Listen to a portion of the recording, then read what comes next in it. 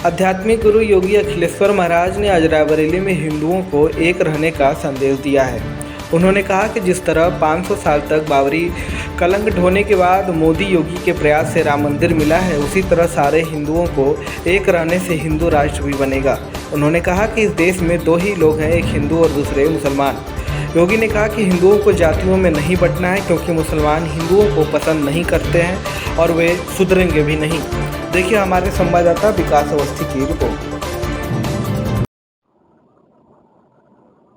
स्वामी जी, रायबरेली आगमन हुआ, कैसा लग रहा है आपको? कहना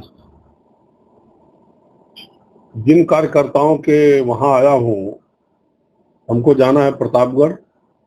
पूज्यपाद रामभद्राचार्य जी की भागवत कथा में रास्ते में ये जगह आई है, इसलिए शुक्ला जी के यहाँ हम लोग अल्पाहार के लिए रुके हुए हैं और यहाँ से हम लोग रामभद्राचार्य जी महाराज की कथा में प्रतापगढ़ जाएंगे।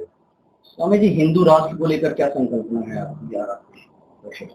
हिंदू राष्ट्र के लिए जो संकल्पना हमारी है वो आपकी भी, आप जब आप पूछ रहे हैं तो विषय आपको भी मालूम है। हिंदू राष्ट्र बनाने के लिए सरकार जो कर रही उसे करने देना चाहिए, लेकिन हम सभी को, एक भी व्यक्ति को जातियों में बंटना नहीं चाहिए।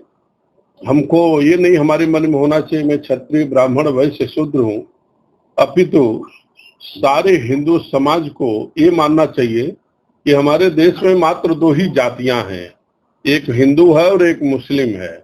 हिंदू जो है अपने सर्वधर्म की तरफ तो देखता है, लेकिन देश का मुस्लिम कभी भी हमको स्वीकारने के लिए तैयार नहीं है। इसलिए जैसे को तैसा देख करके मात्र दो ही जातियों को मानना चाहिए, एक हिंदू एक मुस्लिम। हमारे यहाँ कहा गया कि ईश्वर अल्लाह की जो 13 नाम सबको सन्मत दे भगवान, ये हिंदू तो मंदिरों में गाता है, हम तो गाते हैं, लेकिन क्या कोई देश का मुस्लिम अपने मस्जिद में गा सकता है? नहीं गाएगा। इसलिए भाईचारे की बात जो है, मात्र हम हिंदू और हिंदुओं के साथ रहें, हिंदुओं के साथ रह करके ही करें। ये लोग सुधरने वाले नहीं हैं और हमारी बहन बेटियों की रक्षा के लिए, गाय के लिए, तमाम मठ मंदिरों के लिए हिंदू संगठन होकर के रहना पड़ेगा। यदि इस देश को हिंदू राष्ट्र बनाना है तो लगातार सनातन पे हमला, कौन सी ऐसी पार्टियां हैं जो हिंदुओं को बांटने का प्रयास कर रहे हैं?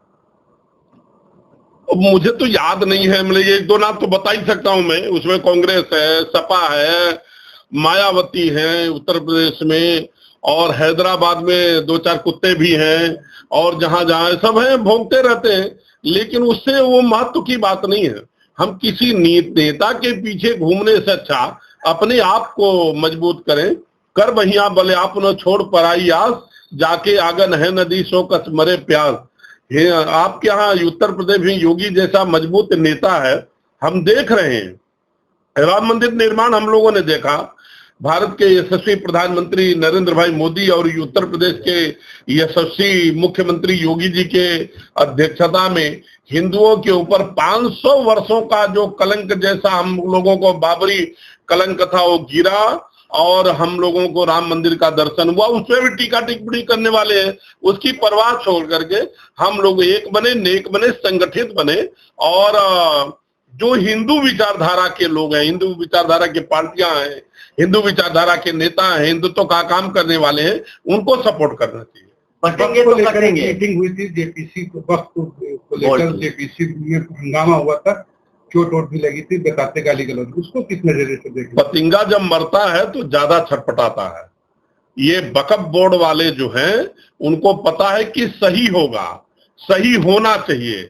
ये जो गलत ढंग से देश की जमीनें कब्जा कर लिए हैं, देश की संपत्ति कब्जा कर लिए हैं, वो अब देश के लोगों को मिलने जा रही है। और जब आप पूछ रहे हैं, तब मैं जेपीसी के चेयरमैन जगदम्बिका पाल जी को मैं आपके माध्यम से निवेदन करना चाहता हूं कि वो देश की संपत्ति है, जिस हिंदुओं की संपत्ति अवैध ढंग से वक्फ बोर्ड ने कब्जा किया है, उसको वापस देना चाहिए। और यदि कोई नाम नहीं निकलता है तो उसको वो संपत्ति देश के प्रधानमंत्री जी का जो कोष है राष्ट्रीय कोष में जमा करा देना चाहिए। ये फालतू है। हमारे देश का बंटवारा हुआ, एक पाकिस्तान बना, एक हिंदुस्तान बना। हिंदू भारत में रहे, मुसलमान कुछ पाकिस्तान गए। हमारे लाठी वाले बाबा ने तो कह दिया भाई जिसको यहाँ रहना वो यहाँ रह लीजिए, तो उस समय तो इनका कुछ था ही नहीं।